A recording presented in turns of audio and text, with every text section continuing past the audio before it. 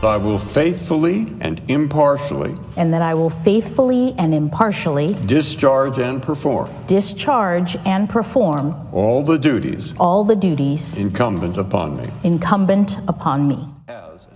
Ketanji Brown Jackson is 3 weeks away from hearing cases as an Associate Justice of the United States Supreme Court. She is the first Black woman to be confirmed on the court in its 232-year history.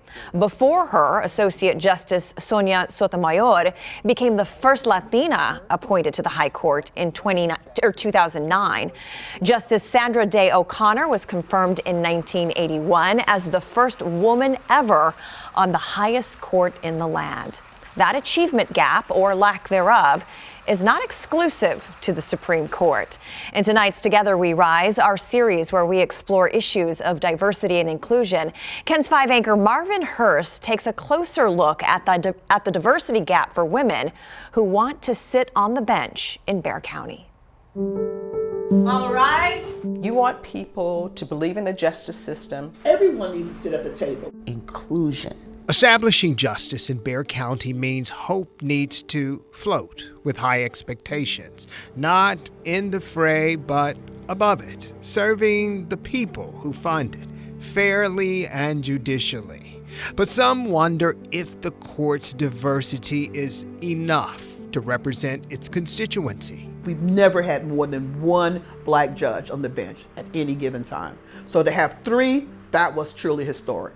County Court Judges Yolanda Huff and Grace Nzumba. I'm Nigerian, yes.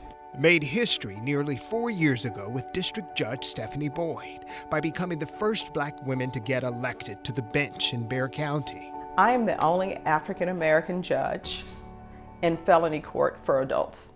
Is there a problem with diversity here on the bench? Oh, absolutely.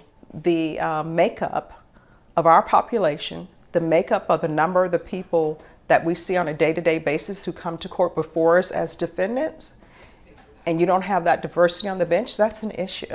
Do you understand? In a partnership with the National Association of Women Judges, a report called The American Bench reveals of the more than 17,700 state court judges in America, only 34% are women.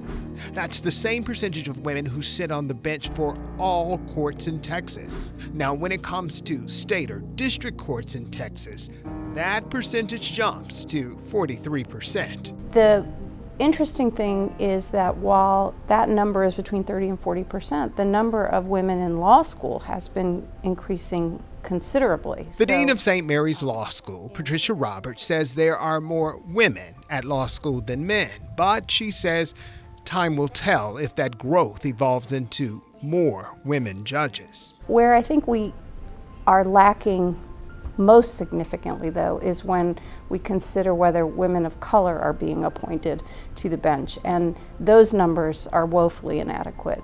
Should citizens expect diversity, justice that's blind, or both in the courtroom? Justice is blind, but life experience is not. Society is represented by a diversity, a myriad of people. Shouldn't leadership and positions of power and authority also be equally represented? Your next court date is... We want diversity on the bench. Diversity is a good thing. It strengthens us. It doesn't weaken us. Everyone needs to sit at the table. You taking the value... Difference is not always embraced. There are people who definitely think I don't belong here. Period. Nzumba lost in the May primary. Some believe it's because Black judicial candidates are considered fragile in Bexar County and easy to take off the bench. Someone told you that you were a target? Yes. What do they mean by that? That was a question that I should have asked at the time, and I didn't. Meantime, Huff and Boyd look toward the November election. All of us need to do better with making all of our systems more inclusive. Not to manifest a quota. Needed more women on the bench? Mm-hmm. Needed more diversity on the bench? Yep. and needed more education about the bench. Yes, definitely. Otherwise, you're going to find yourself in and out of prison. You But to ensure the lofty notion that the whole can reflect all of its parts. Marvin Hurst, KENS 5. And for more stories like this one, go to kens5.com/rise.